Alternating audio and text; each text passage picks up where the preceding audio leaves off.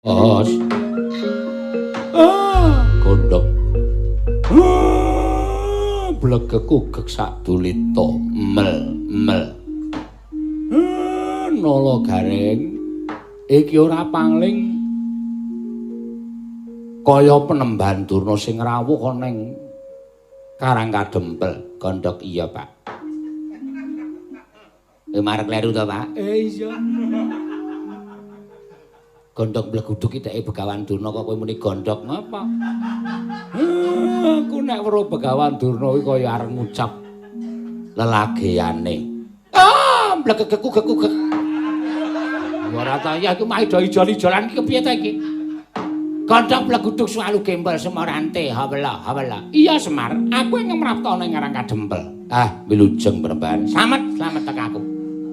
Rekyana Pati wilujeng iya Semar slamet tekaku niring Sambikala. Enten apa Penemban? Lah kok janur gunung Kadingaren rawuh enten Karang Kadempel.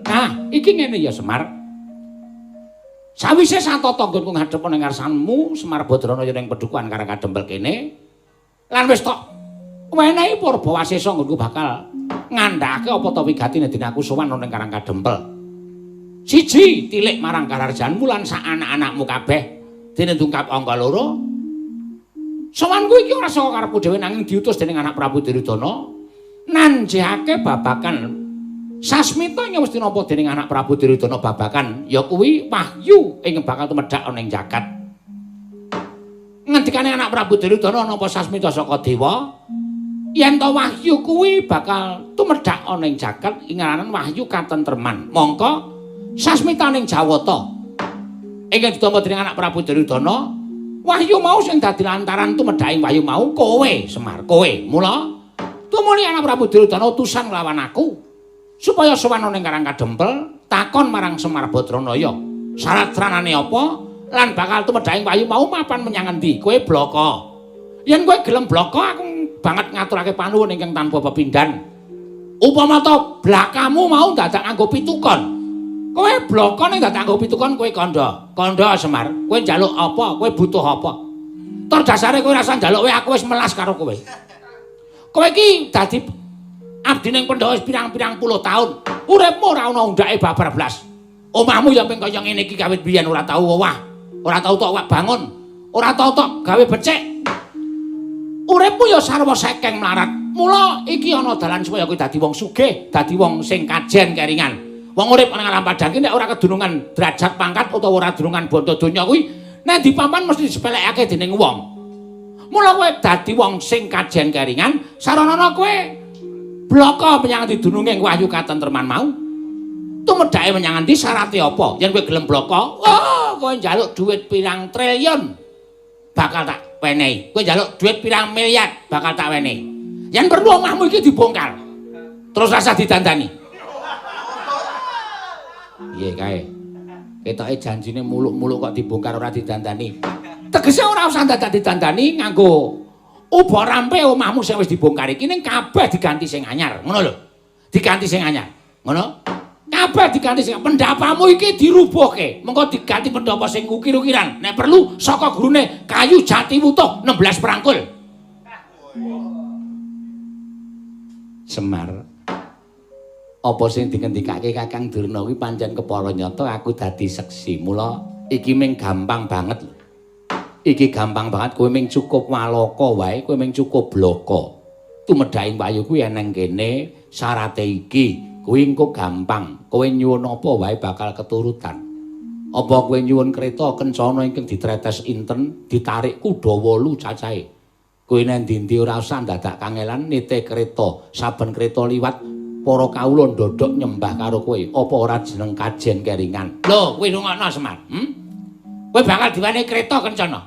Mengko yen kowe diwenehi kereta kencana, anakmu 3 Gareng Petrobago kuwi bakal tak wenehi kereta sing diusung karo wong papat.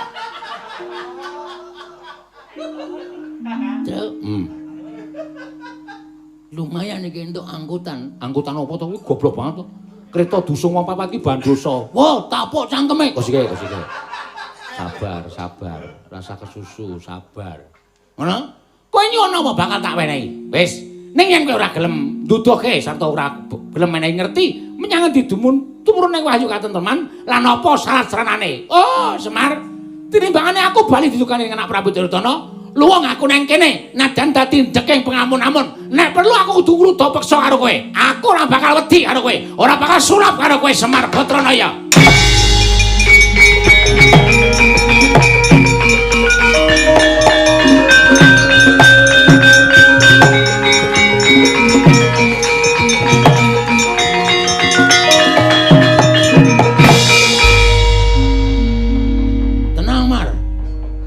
Rasa Semar iki tugasku iki.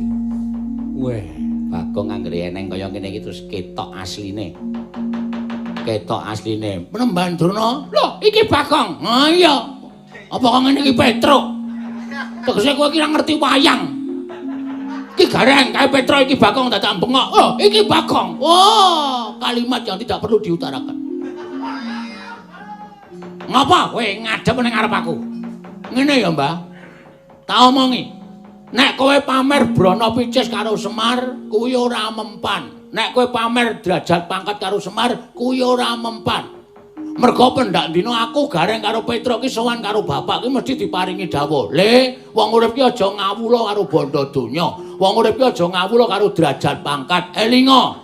Urip ki embane kaya wong ngimpi, pati pesti jodoh kuwi tibane kaya maling ora iso dinyono-nyono. Ngono. Saiki entuk dhuwit miliaran, triliunan, sesuk modar sapa sing ngerti? Hah? Terus Semar tok iming-imingi bondo donya. Semar ki nek gelem sugih wis biyen-biyen, Mbah. Wis biyen-biyen. Semar ki nek gelem dadi wong sugih biyen-biyen. Semar Suwita Ratu ngendi wae ditampa. Semar ditanting, Semar kowe njaluk apa? Kowe kepengin apa? Ditanting karo bendarane biyen. Ning Semar ora tau kepengin njaluk apa-apa. Syukur watuk kowe. Ya men. Semar nek gelem dadi wong sugih biyen-biyen tak omongi. Ning Semar ki uripe pancen ya mung kaya ngene iki. Mergo Semar duwe saloka jroning uripe. Wong ki ditemeni lek dadi apa urip ning alam donya. Nek dadi ratu ya ratu sing apik. Nek dadi patih ya patih sing apik. Dadi kawula ya kawula sing becik. Dadi dukuh-dukuh sing apik, RT sing apik. Dadi lurah-lurah sing apik. Kuwi salokane Semar. Ngono. Derajat pangkat ki mung sampiran bondo donya ki mung titipan ora tau digawa modar. Kowe tau weruh ana wong mati diruki dhuwit tau? Ha, kowe wae jajal ya sesuk. Penyakit to. Ameng bondo donya kok dumukke Semar, mbok keke aku. Piye kowe? Nesu ora positif iki piye kowe? Hah? Terus kowe ngomong karo Semar, kowe kandhar Semar, nek kowe ora gelem nduduhke ditumru ning wahyu, kowe bakal tak ruda paripeksa. Ha iki nang kene iki sing marai aku muntap. Muntap ingsun. Manah hamba. Nesu tenan aku nek kowe arep muda paripaksa karo Semar. Semari bapak kowe. Semari tangan tengene sing gawe urip wong tuwa kuwi sesembahane sing nomor loro sawise nyembah karo sing gawe urip. Ngono. Aku tartak. Ruda paripaksa. Bener. Kepamer, keparat, kepamer. Gugu karepe dhewe. Nek kowe ruda paripaksa boleh, silakan. Silakan. No comment. Maksudnya piye maksudnya? Ora masalah lho, no problem. Kok no comment? No problem. Ada kowe. Ora masalah. Problem apa problem? Padha wae. Problem ya kena problem ya no problem. Ora apa. Anggere kowe iso nglangkahi kuandane Bagong boyongan Semar, peksanan Semar. Ning kosok baline nek kowe arep jajal karo kekuatane Bagong ning kene iki ana piyayi tak gawe wirang tenan. Oh, metu njaba. Ah iso, wis kulino aku nek tak kenjaba. Metu njaba ya metu njaba dipate Kurawa diketapi tenan.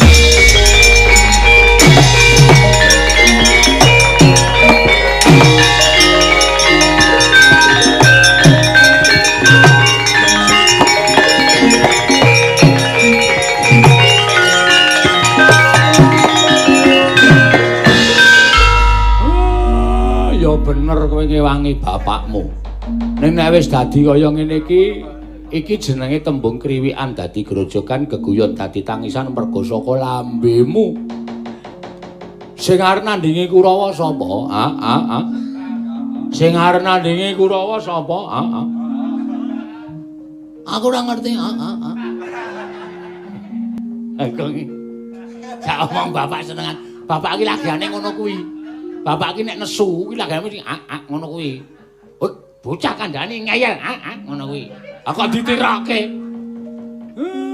Aku ki mengkap-mengkap dadaku. Nek weruh trekahmu, Pak.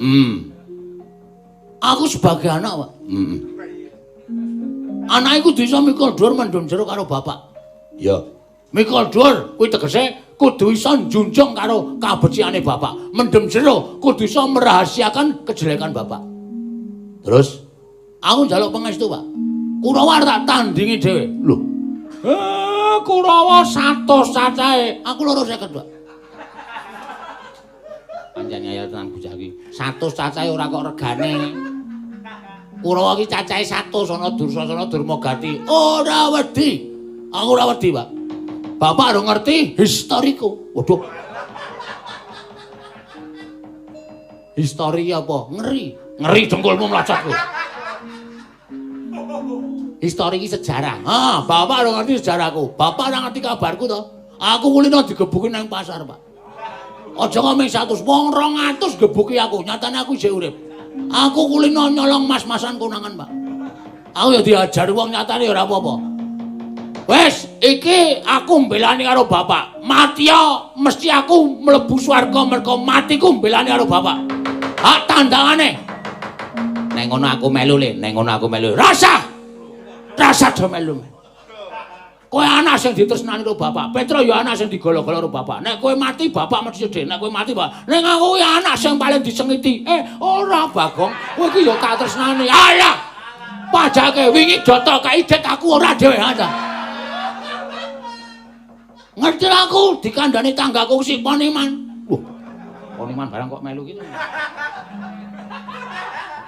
Kalau Gong, bapakmu dom-dom duit kowe ora kei dhewe. Aku ora apa-apa, Pak. Aku ora apa-apa. Neng lihatlah. Anak sing tok tresnani karo anak sing tok sengiti iki luwih ngabekti anak sing tok sengiti, Mer. Ngerti? Pancen kowe wani tandang ana. Nah, ketok lehmu tega karo aku. Bisa to cah iki? Aku kok tau nandangi Kurawa ki aku men mati, Men mati. Terus anakmu sing do teng pendana matane kuwi do ngapa kuwi? Do ora ngerti mbelani karo bapak wae piye? Iki piye nala gareng? Wis yo, tak ewangi yo. Tak ewangi. Ndek pamrih kowe. Duwe pamrih ngewangi aku. Men ketok nang ngarepe bapak. Ya ngono apa piye? Aduh, aku ki ngewangi lahir batin ya, Gong. Aku ki ngewangi lahir batin ya, Nyuk. Ora ndek pamrih apa-apa. Tenan. Ning ki aku sing maju nomor 1 aku lho. Iya maju nomor 1 nomor 4 nomor 5 sakarepmu. Petro ngewangi ra? Ngewangi. Aku ki adikku sing tak tresnani. Mbetut. Aku wis paham nek kowe wis sengit karo aku. Ning iki tak ketokke nggonku lampah karo bapak.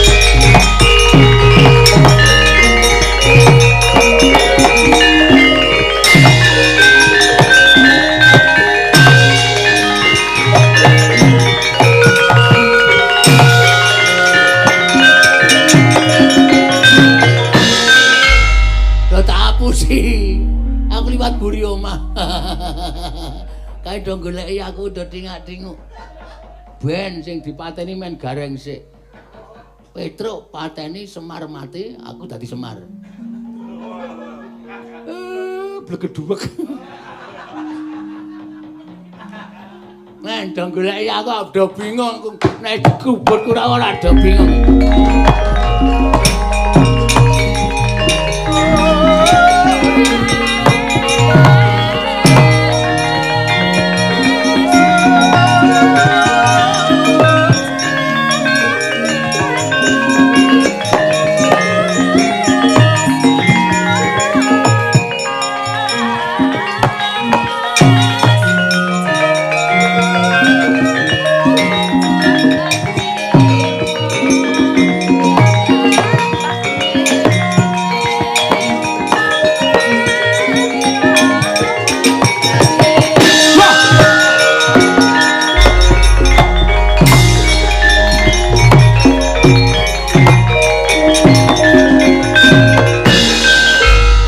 keperanggul mungguing ayuda kepapak bawatnya bentar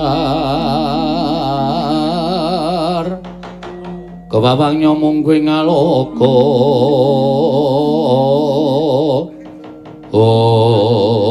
nolo garing wila duwer mau nanti ya kita iki mangkat nomor 1 kok iki ya aku sing kepethuk rasa tampa modiar aku wah cilaka tenan iki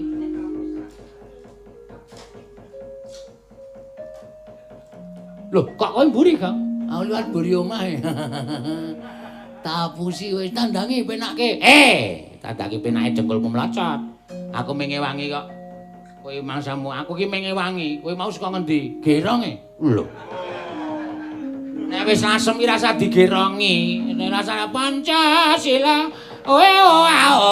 apenane nata wayang ndak ndasku mumet kirong lasem ki rasa muni ora apa-apa goblok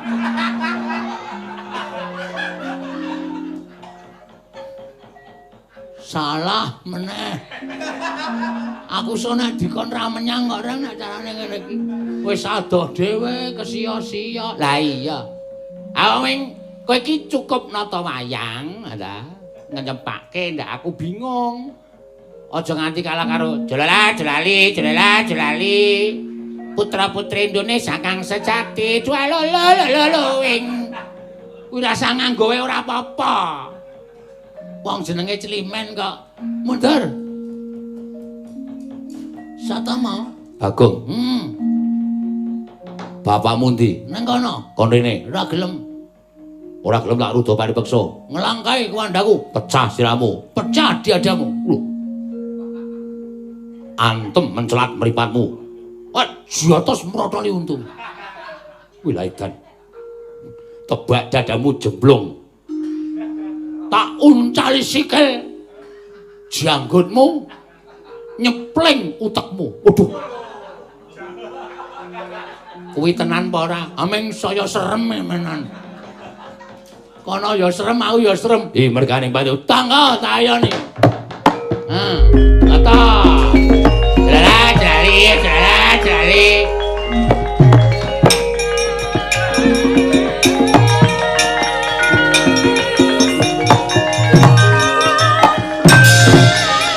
ora apa-apa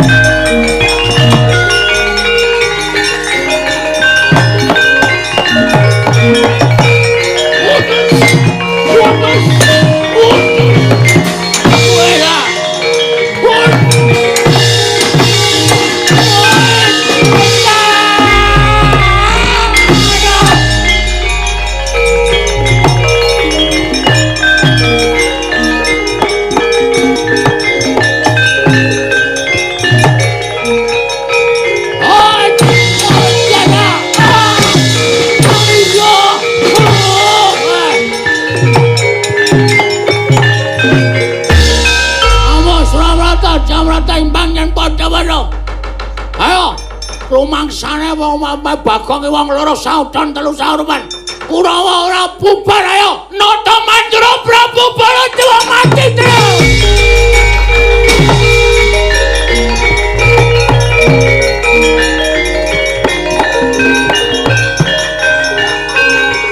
kanggo ngapa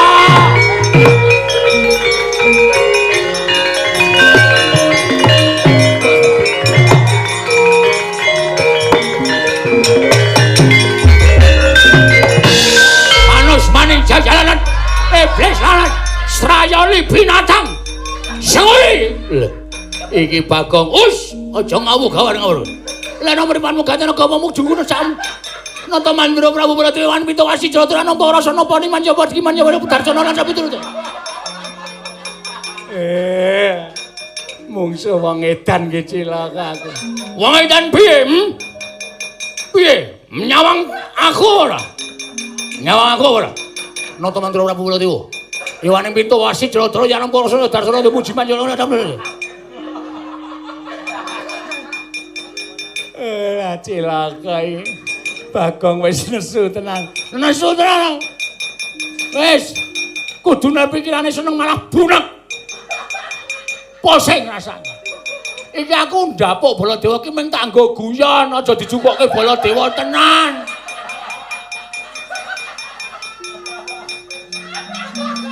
Melu mayang seprono blas ora gatake jejeki modern.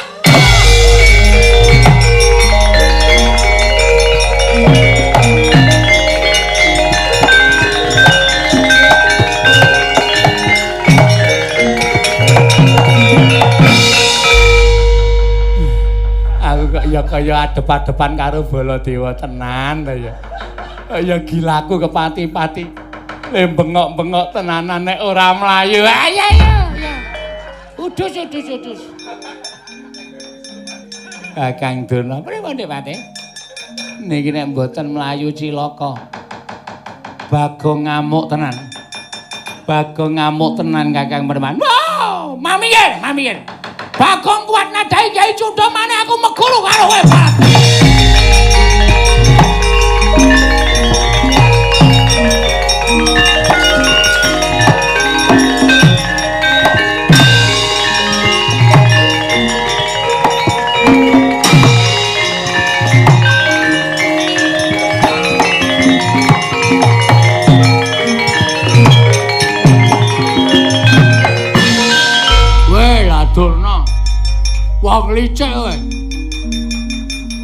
Wong licik kowe urung kalah wis gawa pusaka Kyai Cundha maneh apa to anggap aku wedi mati ha.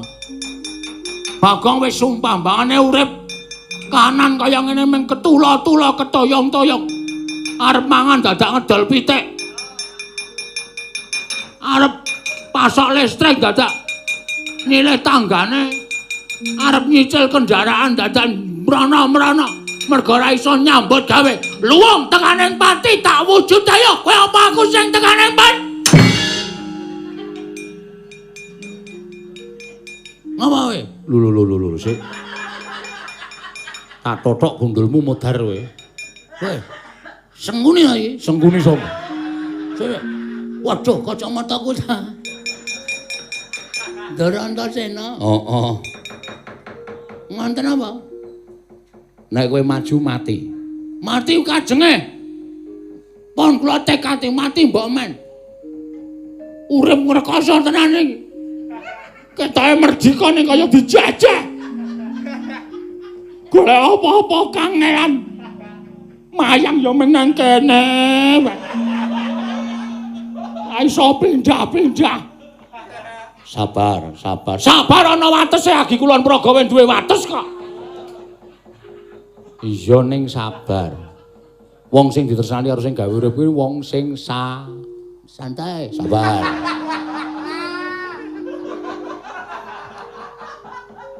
Mula wong urip ning alam padang iki kejaba duwe sabar, kudu duwe ikhlas. No. Kanthi sabar lan ikhlas kowe bakal wong dadi wong sing ketimpal. Ketrima. Ya. Ora ketimpal. Sok ora tak timpal barang. Edan. Kae pusaka jenenge Kyai apa? Kyai Cundha maneh. Kae pusaka saka Mogiri. Kadewatan.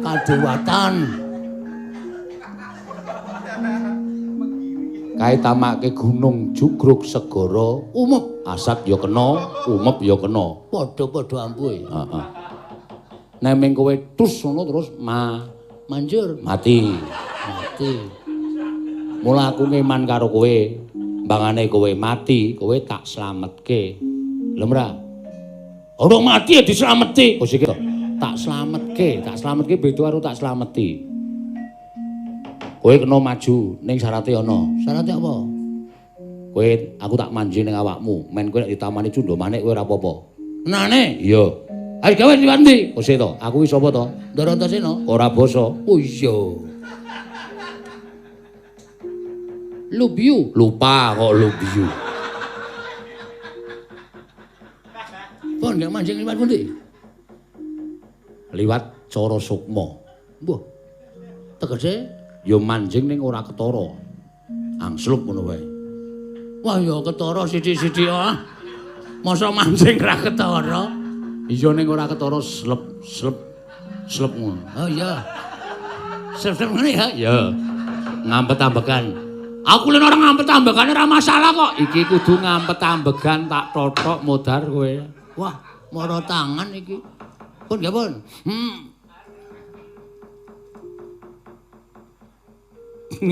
Lho. Kok malah guyu? Ana ajeng dileboni sok guyu wae. Totok modar kowe. Wis, pun wis. Wih lah, kok ora brendel. Ora. Dandan padahal bentuke beda lho, kudune nek mlemplung-plungna awakku ya melu melar dadi gagah ngono kok ora iki jan iso ampun tenan Ndara Antasena. Ha iya. Kowe ora bebuang pirang dina kok. Hah? Ora bebuang pirang dina. Wis ana meh 2 minggu kok temumpuk nang kene.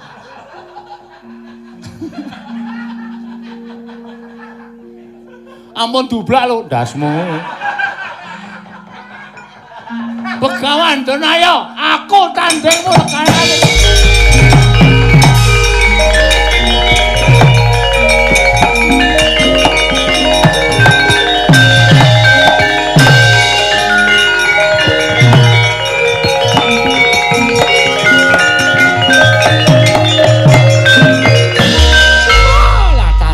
Tenan kowe kendel wae liwat petengan ijan ora wedi. Ngapa kowe nggawa apa kowe? Nggo drai arep bengkel ya. Wus. Drai dengkulmu mlacak ora? Iki pusaka Kadewatan Kyai Cundamanik ora wedi. Tidak takut. Loh, iki ampuh. Ampuh ki rak tumrap kowe. Hah?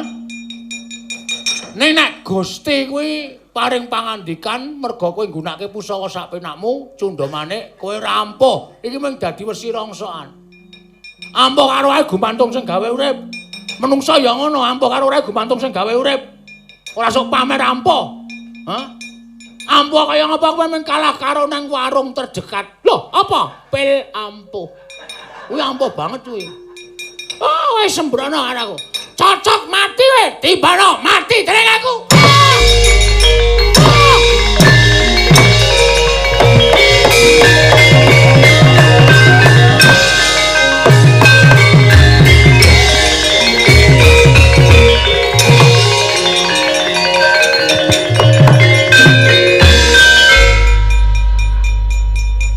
gleleng banget kowe cah kontrengane ayo iki jeneng wong pilih tanding boboting kentrang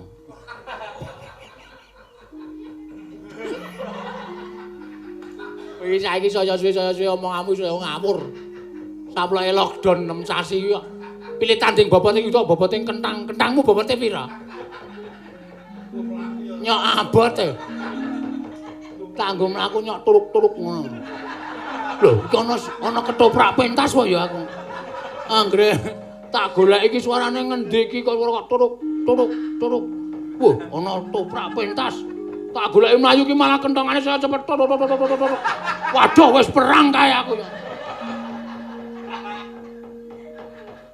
Kok kowe iso ampuh? Lho, aja kok mung Cundamanik. Cis Trisula. Pusakane Bathara Guru kon namake. Wetengku nek nganti iso bolong. Ayo, aritmu. Ana golek keris kono, jajal tusukno. Wani dicoba? Wani.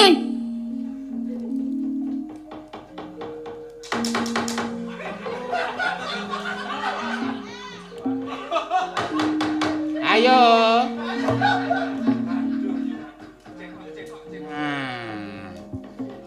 malah raup.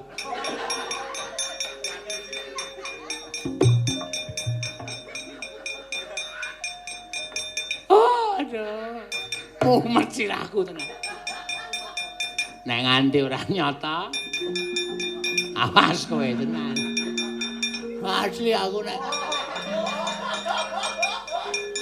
ora dadi wong ora tau pamer ning sing dadi bukti nyatane. Ah cundha maneh wae, mental apa meneh apa iki?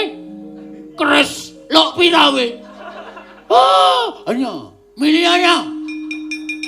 Engko nek mbane tak tujahke ngono kuwi engko kowe lara dicoba sik alon sik. Kok alon to? Langsung bles kono ora masalah. Engko nek aku mati ora masalah wis to. Kowe ora ndek keluputan ora dihukum. Iki mergo mung tes debus. Waduh. Debus. Ya. Tumung kula bapa ngakasa, ibumu berprastiwi. Hah? Ibu Pertiwi.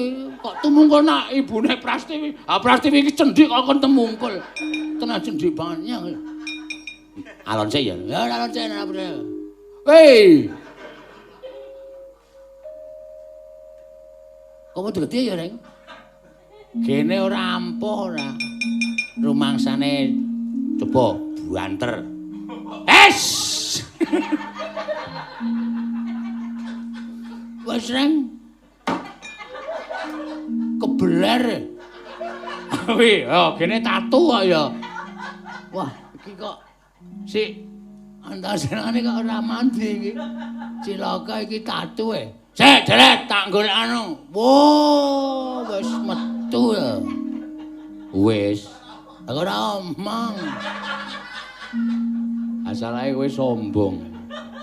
Wis kere sombong. Ora watakku e. Tiwas tak kon nyoba iki kebeler iki. Nah, yo dite. Lho. Nggo ngopo? Tuku ten saplos. Apa? Ten saplos. Ten soplas. Nggo iki ndak nganu iki apa jenenge iki? Ereksi. Infeksi. Infeksi.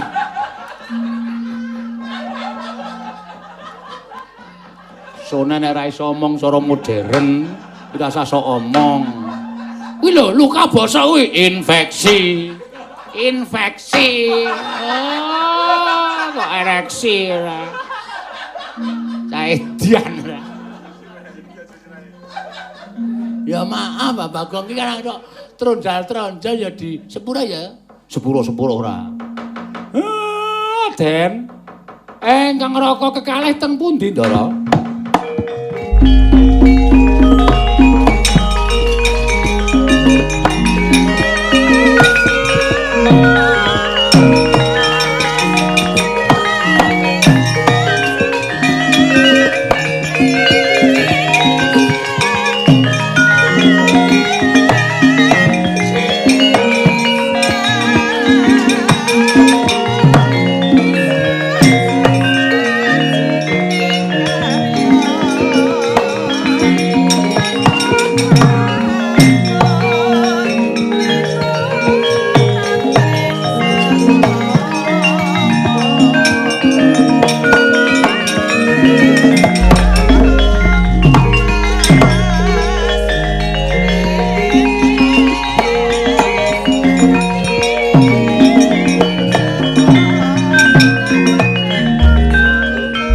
Koten prayitna semuriris semuriris eka balik titiyoni gandayani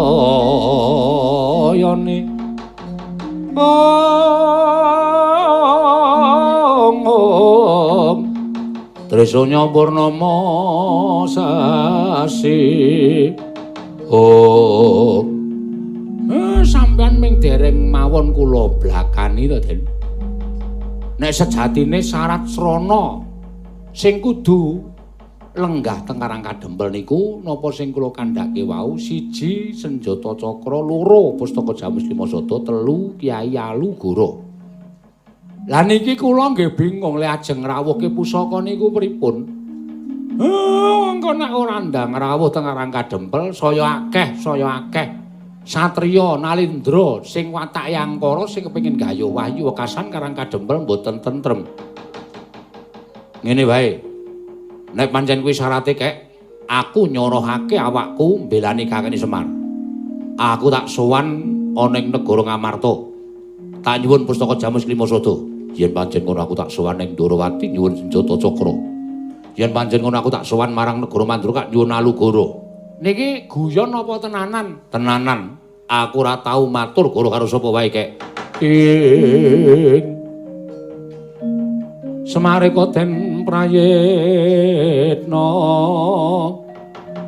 semuri reseka bali lah nek ngono kula manut kula enteni teng Karang Kadempel ning aku njaluk Bagong tak jae monggo mawon Petruk tak kandhine monggo mawon Garing tak jae nggo kanca waduh entuk Ndara Antarja iku nek dhek liwat bumi. Aku liwat ngendi? Aku ya padha iki. Kocluk iki, kocluk ndasmu kuwi. Keseron kowe iki, keseron. Krungu wonge. Nek liwat bumi, do mangkatone aja lali mampir Ngororombo.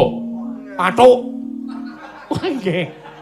Do gara-gara sik nggih pangestaken dawuh nyuwun pamit, njaluk pamit joge, nyuwun pamit Kakang Semar.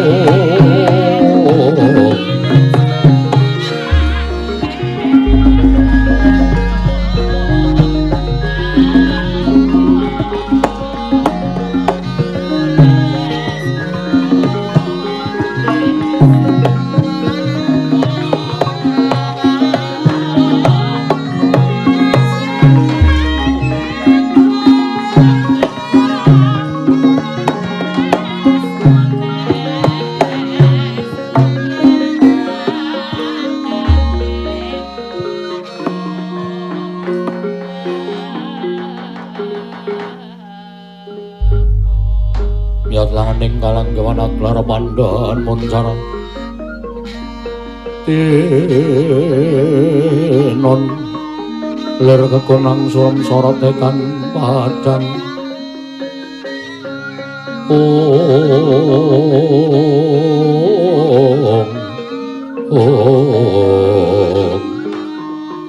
Werkudara iki kaya anak lanang Antasena ingkang sowan. Antasena sowan gage timbalana wikadine apa?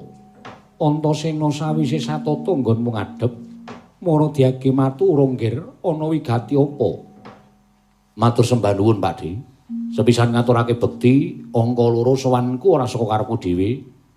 Dadi seksine ya kuwi Bagong. Dene sowan ngarsaning Pakde Puntadewa diutus dening kakekne Semar. Gandeng kakekne Semar dina samengko dadi lantaran tumedhaking kanugrahan. Mongko kanugrahan mau ora bakal bisa tumedhak yen to syarat sranane ora iso diaturake. Syarat sranane apa, Nggir? Mula sing gedhe pangapurane Pakde Puntadewa yen to aturku iki mengko gawe kogel kagelan penggaling Pakde Punta. Ning gandeng aku wis aguh dadi utusaning kakene Semar supaya bisa mujudake syarat sarana ana ing Karang Kadempel. Paribaksa tak wanek-wanekke matur kersaning Pakde Punta. Nggir, aku iki wong tuamu dhewe, mara gage matura. Sira kula Pantasena Darbe Panyunapa jumbuh lawan ngendikaning Kyai Semar Badranaya. Aku sowan kersaning Pakde Darmakusuma nyuwun ngampil pustaka jamus miyang Jimat Lima Sada.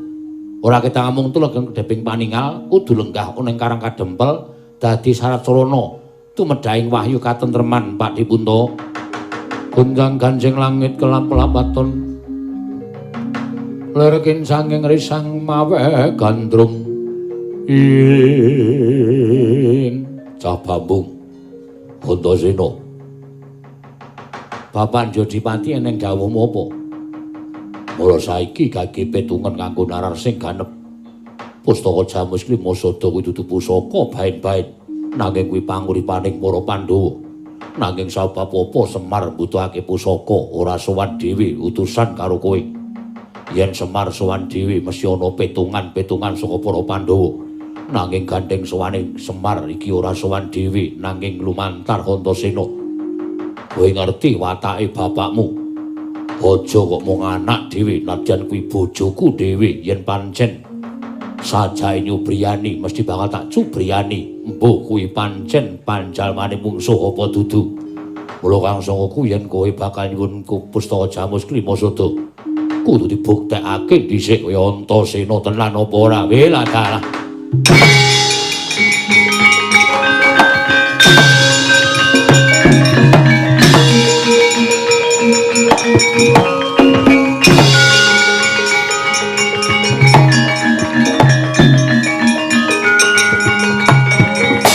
Pratmara Sang Arjuna Esmunya kang kamanungsan kasrepan tingkahing mungsuh. Arjuna wonten paring adawu kadang Munjadipati ingkang grusah-grusuh nggone paring wangsulan lan atmajane iki mengko aja nganti gawe daredah ana ing negara Ngamarta saru diruning atase wong tuwa. Lah kok dadi padha panca bakah lawan atmajane dhewe. Yai tak kanteni pustaka jamus Lima Sada wenehna kelawan putramu Si Antasena babar pisan siadi tak kanthi budal marang Karang Kadempel Yai.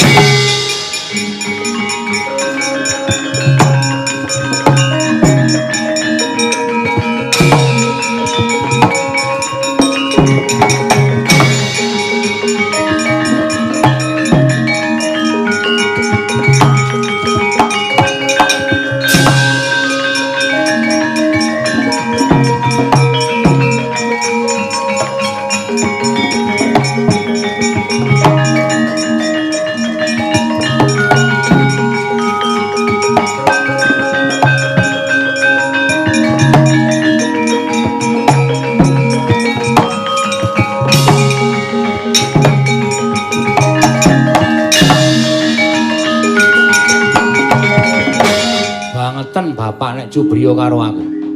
Monggo aku nggawa Bagong.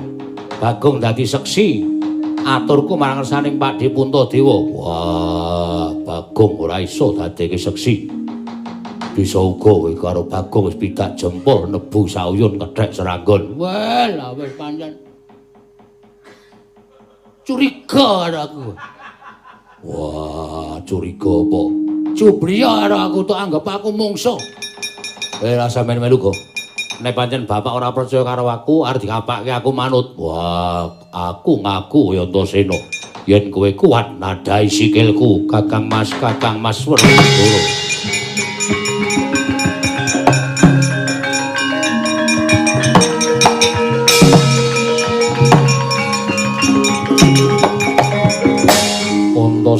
Piye Pak Lek? Dawuh ngendikaning Kanjeng Koko Prabu. Pusaka diparingake marang sira lan baliya marang Karang Kadempel. Wah, jlamprong menika sampun dados pangandikanipun Koko Prabu Puntadewa. Menawi Kakang Mas mboten narimakaken kula aturi mundhut prisa kaliyan Koko Prabu Puntadewa. Matur nuwun aku nyuwun pamit ya, Lek.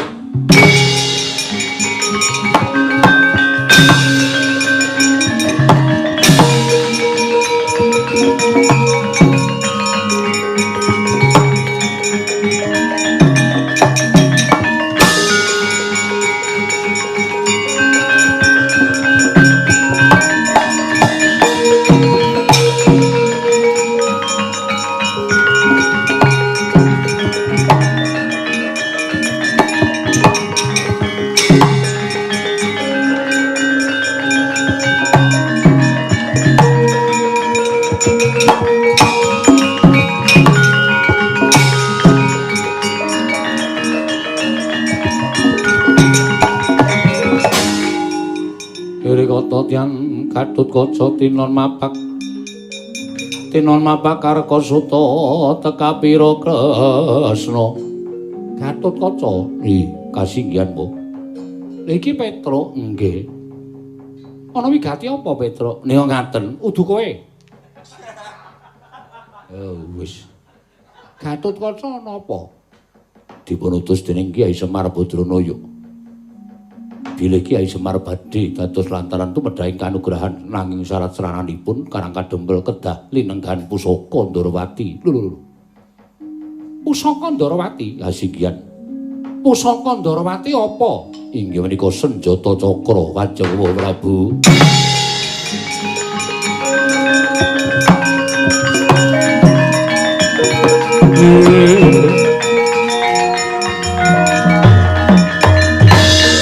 Kala narepa Kresna Tantulasa anyakra ring Sang Resi Jahnawi Suta jagat Dewa Bathara jagat Pangestu-Ngkara. Aku dadi ming tumurune kanugrahan wae dadak nganggo syarat pusaka senjata cakra kosek to. Dawuhing Kakang Semar piye? 3 pusaka ing kedal lenggah wonten ing Karang Kadempel. Lho. 3 pusaka apa wae? Senjata cakra pustaka James Lima Sodoran Kyai Alugara. Ingkang sowan marang negara Ngamarta Dimas Antasena. Ingkang sowan marang Mandura Kakang Mas Antarja. Gatut kaca wonten timbalan. Aku percaya marang Kakang Semar. Mara senjata cakra tampan ana nanging aku tak nututi lakuning Si Antarja merga kowe ngerti wataking Koko Prabu Mandura. Matur sembah nuwun Kanjeng Prabu.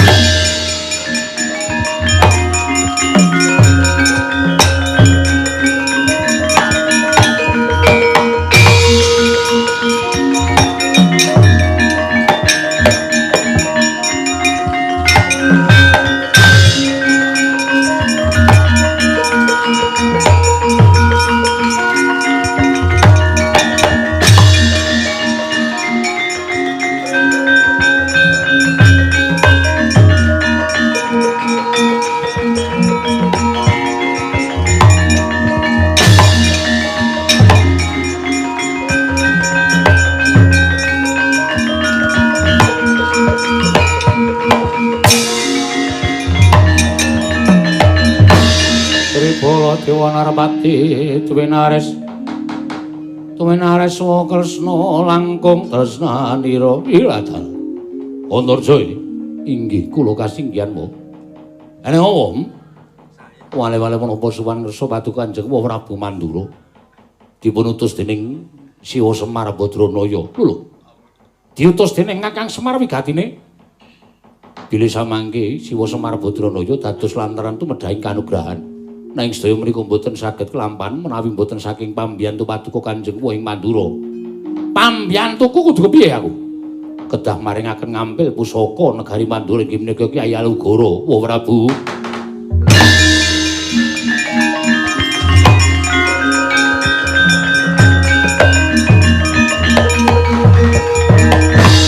Wah, jagat Dewa Bathara jagat Pangestu-Ngkara. Weladal. Antarja wonten timbalan. Mesine kowe weruh. Kyai Alugara kuwi ora sak bae ning pusaka. Kuwi pusaka kadewatan dewa sing paring kalawan awakmu ing Mandura. Lah kok dadi Kakang Semar mbutake Kyai Alugara kuwi wigati ning Kinarya Srana tumedhai kanugrahan. Apa ora matur marang Kakang Semar? Yen pancen mbutake Alugara kon tekan kene dhewe. Aku tak weruh tembunge Semar kaya apa? Ora sautusan karo kowe. Wo, kula ingkang dipun pitados. Menawi ngantos kula mboten boyong pusaka Kyai Alugara, kula badhe dipun dukani dening Kyai Semar Badraya. Kosek. Semar nyendukani karo kowe tak dukani kowe wedi karo ndi? Kula ajrih kalian Kyai Semar Badraya. Iblis lanat karepe dhewe. Wah, menungso tatanan strayali binatang. Wah, nias karo Baladewa. Milane karo Mantra Prabu Baladewa. Wah, dalah tegese kowe wani karo Mantra Prabu Baladewa. Kowe wani karo wong tuamu dhewe.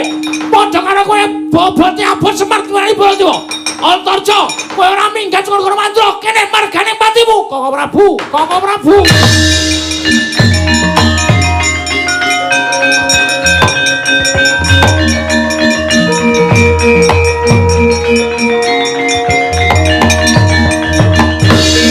Laruta saking kutha Sang Kala-kala yen namoto saha Sang Sri Kresna. Inggih. Oh. Ora santet pambengi kampurkanipun Kakang. Bocah mulang sarak kaya Antarja kuwi ora diajar. Tuman wae. Apa ngegong-gonge dimenake Werkudara. Kira-kira Baladewa wani ngajar karo Antarja apa piye? Mangkir miyin. Sampun ngantos panjenengan duka kados mekaten. Sapa iki muring-muring iki? Berbeki wong ler-leran. Nyakit. Cobi. Remeh to, ming diwaneni ro gareng lho. Gareng nika nek wis mantuk niku harus sapa-sapa ora wedi. Setan las mlirik matane. Mboten mlirik panci kira ora, Bu. Yo. Terus kula ugi ngaten. Ingin dipun betaken Kyai Semar mboten namung Kyai Alugara. Terus nanging senjata cakra ya tok paringke. Inggih kula paringaken dhateng pun Gatotkaca. Lah kuwi piye to? Senjata cakra kuwi dudu pusaka baen-baen. Kuwi pamunahing satru sekti. Cakra kuwi ngedap-edapi kekuatane kok diboyong karo Gatotkaca piye? Mangkir miyen to. Samenika ngaten mawon. Pusaka Alugara diparingaken ngono mboten? Ya tak paringke. Koko Prabu tegesipun ngemuti lelabanipun Kyai Semar. Yen ora tak wenehake. Yen aku nesu apa sing iso nesu ming Ratu Mandura apa piye? Sing iso nesu ming Ratu Mandura. Mulai ngaten panjenengan mboten ngemuti lelabanipun Kakang Semar Badranaya. Ming disuwuni ngampil pusaka kok ora entuk iki panjenengan niku ngelingi ora nalika dimomong dening Kakang Semar. Iki iso meneng ora iki? Ganggu wong ler-leran ora? Sampluk iki. Kula mawon wedi karo gareng. Nomalis panjenengan. Nek pun ngonten niku wis ora wedi karo sapa-sapa. Monggo usaka kula suwun. Dikone ndi? Teng Karang Kadempel. Lah pusaka wisah pun Kakang. Panjenengan kula dherekaken sowan dhateng Karang Kadempel. Oh ngono. Inggih. Yo.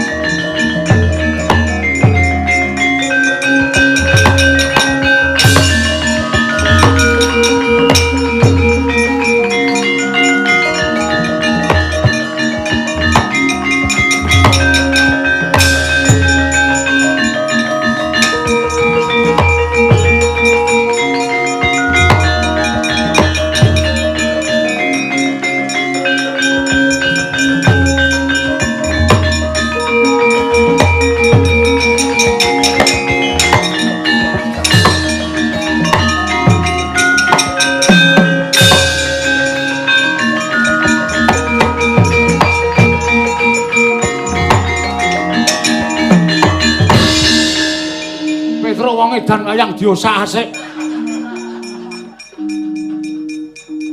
Gareng arep apa? Ajang teng riku niku.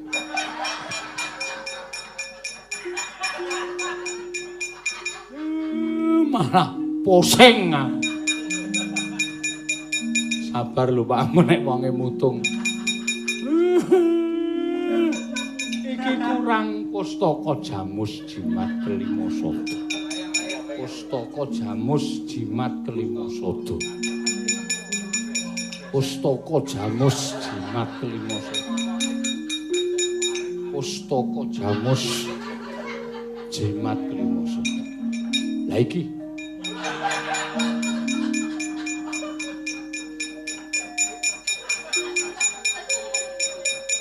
lagi.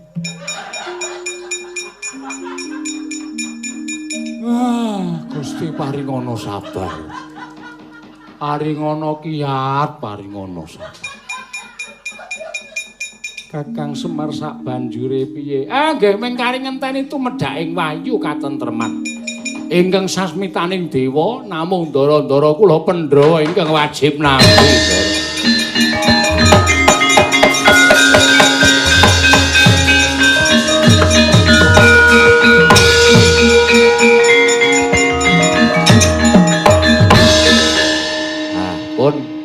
Pun dikondurke ya Kakang Semar ngaturake panuwun nggih. Pusaka tak suwun bali nggih.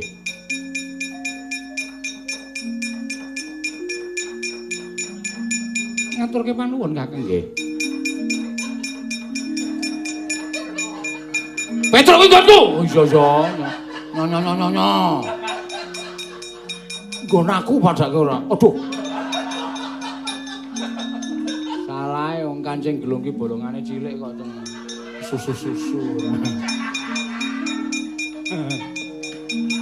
Mugi-mugi Pandhawa tetepa dados satriya piniling para Jawata utusaning adil ingkang badhe ambabar katentreman ndara.